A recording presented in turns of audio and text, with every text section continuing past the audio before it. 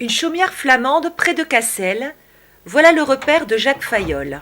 Avec ses longs cheveux et sa barbe de jet, le personnage a des airs de corsaire. Mais n'allez pas vous méprendre, Jacques Fayolle est artisan tapissier et son repère est en fait son atelier. Le fauteuil offre ses lettres de noblesse au métier.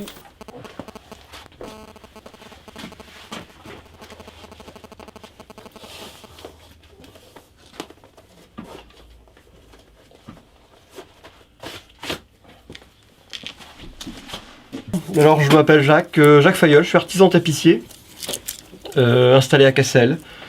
Voilà, je suis artisan depuis 1981 et j'ai appris mon métier en 1973. Voilà, donc là je suis en train de travailler sur un siège Louis XV d'époque, donc 18e. On a fait une réfection complète. Je vais poser le galon, vous voyez le tissu a été posé, velours de soie, garniture à l'ancienne. Et donc quand on regarde ce fauteuil, on s'aperçoit qu'il n'a pas de ressort, donc on est vraiment sur un fauteuil ancien. Donc je vais poser le galon. Il les enlève pour parler, mais c'est boire et manger avec. Jacques travaille avec une dizaine de clous dans la bouche. Donc voilà, on met des semences dans la bouche parce que on a besoin de nos deux mains pour travailler. Vous voyez, donc j'ai besoin d'une main pour tenir mon galon. J'ai besoin d'une main pour tenir mon marteau. Ce qui fait que j'ai plus de main pour poser mon clou. Ça veut dire qu'autrement, je serai obligé de faire ça. De faire ça. Vous voyez. Et faire ça. Donc c'est pas vraiment pratique. Donc on a un système qui est utilisé dans plusieurs corporations, notamment les tapissiers. C'est d'utiliser un marteau aimanté. Les semences sont dans notre bouche. Voilà, on prend notre semence et on la pointe. Voilà. C'est un gain de temps. On ne sait pas si c'est hygiénique ou pas, ça on n'est pas vraiment occupé. Alors, apparemment on n'en meurt pas.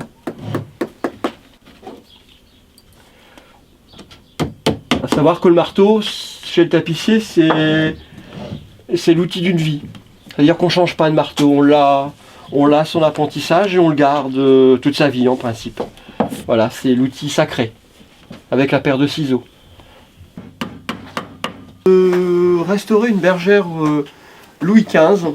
Donc la différence entre un fauteuil et une bergère, vous voyez la bergère a des côtés, des oreilles. Donc ça c'est une bergère Louis XV à oreilles, qui est une bergère ancienne. Donc on refait la couverture.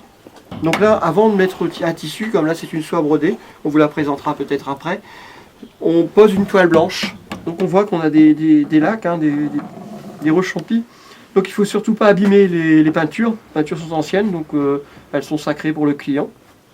Donc il ne faut pas taper dessus. C'est pour ça qu'on est prudent.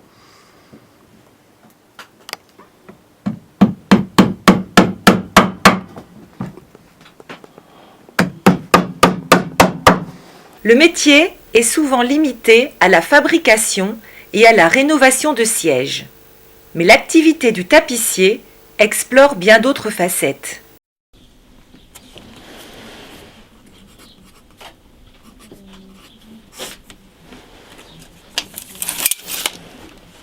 Donc voilà, donc là le client a choisi pour ses bergères une soie brodée, qui est un tissu qui a un certain prix naturellement. Donc notre objectif c'est quand même d'économiser du tissu et de ne pas le gaspiller. Avec une priorité, c'est toujours utiliser les motifs du tissu et les mettre en harmonie avec le siège. Voilà, donc là on va couper morceau par morceau. Et si on a une paire de bergères, il faudra qu'elle soit complètement identique.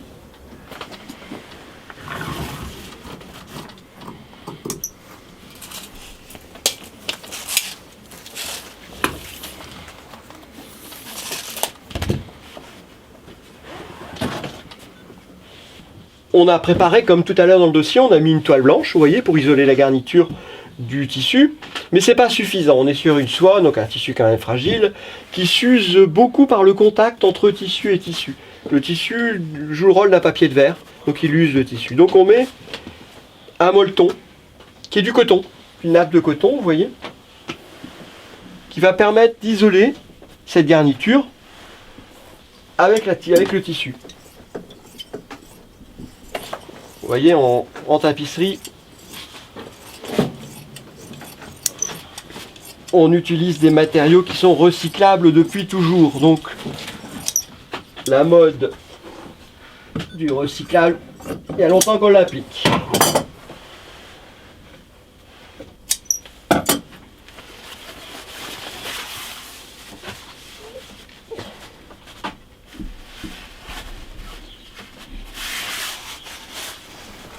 Donc là j'appointe la soie pour la présenter.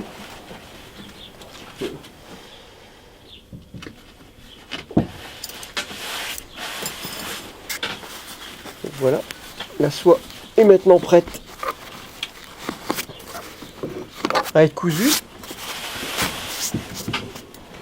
sur une toile qui, elle, est du toile de lin. Donc là, pour vous donner une idée, je pense que c'est un tissu qui doit être à 250 ou 300 € le mètre. Donc vous voyez, on n'a pas trop le droit à l'erreur. Le client ne serait pas content. La clientèle de l'entreprise est très variée. Les particuliers représentent 60% de sa clientèle qui fait valoir ses talents sur toute la région au nord de Paris. Donc ici, on est sur un siège de client qui est un particulier. On a plusieurs types de clients. Des particuliers, des administrations et des donneurs d'ordre. Donc dans les donneurs d'ordre, vous avez les décorateurs et les architectes. Il n'est pas rare de voir des sièges qui soient 17e, même 18e, qui soient complètement d'origine.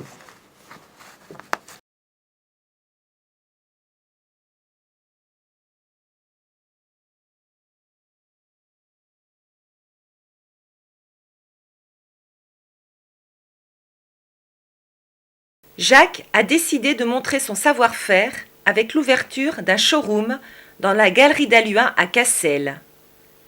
Celui-ci est tenu par son épouse. Bonjour, voilà, je me présente, je m'appelle Sylvie Fayolle, je suis tapissière.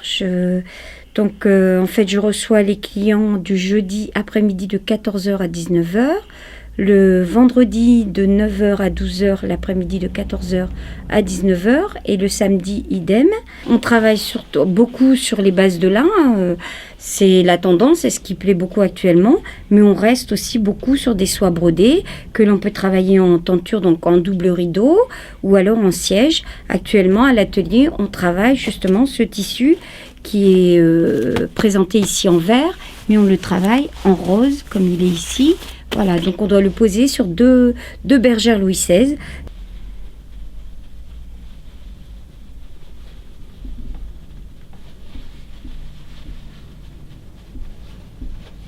On travaille tout le tissu dans la maison, donc à la base c'est les sièges en réfection ou en neuf. Vous avez tout ce qui est tissu tendu sur les murs, tissu tendu sur le plafond. C'est aussi la pose de moquette, les rideaux, les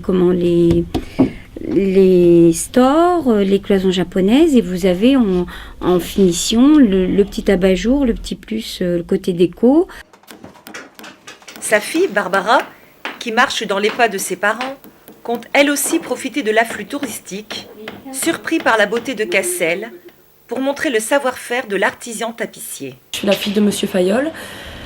Depuis peu, on a ouvert un nouvel atelier, comme vous pouvez le voir derrière. On accueille des stagiaires, donc on peut accueillir 4 personnes. Donc le but, c'est de ramener un siège, donc n'importe quoi, que ce soit un siège donc Louis XVI, Louis XV, tout ce que vous voulez, ou des sièges plus contemporains. Et on le refait traditionnellement, du sanglage jusqu'à la pose du tissu. Je vous apprends toutes les étapes du garnissage.